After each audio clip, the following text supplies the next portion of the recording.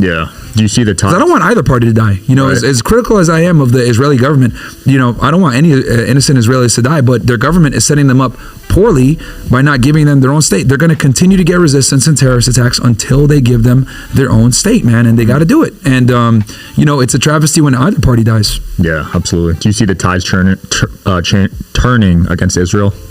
Yes, a lot of people are waking up, dude. After October 7th, everyone was backing Israel, right? We had this information. 2,000 Israelis got killed. Hamas went in there and killed a bunch of babies. Like, they got put in ovens. Like, the mass rapes. Like, everyone was like, yeah, like, you know. We find out that it was 1,200 that died. Then we find out that about 400 of them were IDF. Then we find out that the Hannibal Directive was activated that day, which the Hannibal Directive, for those that don't know, is a directive that Israel implements where they kill their own citizens and or soldiers to avoid them being kidnapped by Palestinian militias. Why? Because they don't want to go ahead and do a prisoner exchange like they're currently doing now with the ceasefire, where there is an asymmetric trade between Israelis and Palestinians. For like one Israeli, they got to give up like 100 Palestinians.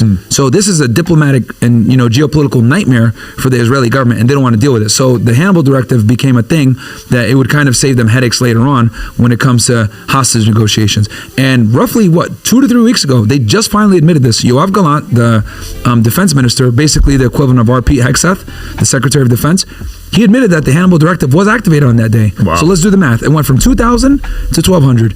Roughly 400 of those people were IDF. So that's enemy combatants. Fair game, right? Unfortunately.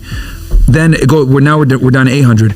Then we find out that the Hannibal Directive was activated. Well, you look, there's Apache helicopter footage, and then obviously footage of the kibbutzes getting blown up by tanks. That's all IDF. And then when you look at the music festival, all those burned up cars, Hamas doesn't have that capability. Hundreds of Israelis were killed by the IDF on that day. Now, does that mean that Hamas didn't kill people? They absolutely did, and that's horrible. But we need to be realistic here and understand what were the facts and what actually transpired on that day.